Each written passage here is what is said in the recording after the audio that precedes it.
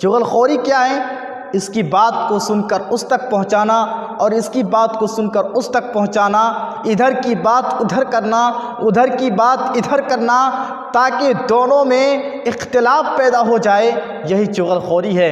اور اسی طریقے سے دو بھائیوں کو، دو دوستوں کو، کاروبار میں دو شریکوں کو، دو فریقوں کو ایک دوسرے کے خلاف برانگیختہ کرنا، ایک دوسرے کے خلاف ابھارنا، یہ بھی چغلخوری میں شامل ہے۔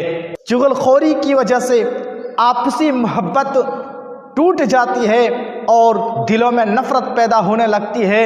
میرے بھائیوں، یہاں اس بات کا بھی خیال رکھیں کہ جو چغلخور ہے، جو چغلخوری کرتا ہے، اس گناہ کی وجہ سے اسے قبر میں عذاب بھی دیا جاتا ہے۔ ابن عباس رضی اللہ تعالیٰ عنہ کہتے ہیں، اللہ کے رسول جناب محمد رسول اللہ صلی اللہ علیہ وسلم دو قبروں کے پاس سے گزرے۔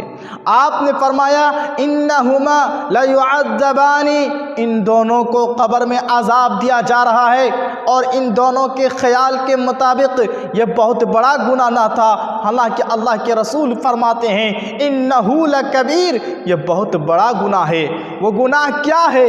کس وجہ سے انہیں قبر میں عذاب دیا جا رہا تھا؟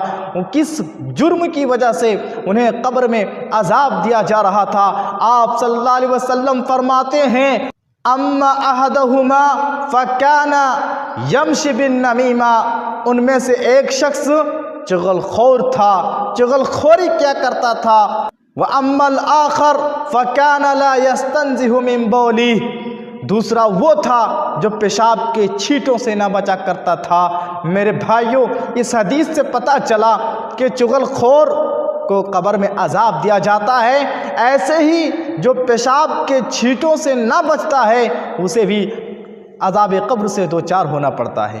میرے بھائیوں، آج دیکھا جائے نوجوانوں کو ایسے ایسے لباس پہنتے ہیں جو اٹھنے بیٹھنے میں دقت ہوتی ہو، پھر آخر کار جب اسے پیشاب کرنا ہوتا ہے کھڑا ہو کر پیشاب کرتا ہے، اور ایسی جگہوں پر پیشاب کرتا ہے کہ جب وہ پیشاب کرتا ہے تو پیشاب کا چھینٹا اس کے بدن پر، اس کے کپڑے پر پڑتا ہے۔ میرے نوجوانوں، میرے بھائیوں، اللہ کے رسول صلی اللہ علیہ وسلم کی اس بات کو یاد رکھیے کہ پیشاب کے چھینٹوں سے قبر میں عذاب ہوتا ہے۔ اسی طریقے سے چغلخوری، جیسا کہ کہا، چغلخوری کی وجہ سے میرے بھائیوں قبر میں عذاب ہوتا ہے، اور اللہ کے رسول صلی اللہ علیہ وسلم ایک دوسری حدیث میں فرماتے ہیں لا يدخل الجنت النمام، کہ چغلخور جنت میں نہیں داخل ہوگا۔ میرے بھائیوں، ایک تو ہماری آپسی محبت میں بگاڑنے والی چیز یہ چغلخوری ہے، اور اسی چغلخوری کی وجہ سے قبر میں عذاب بھی دیا جائے گا۔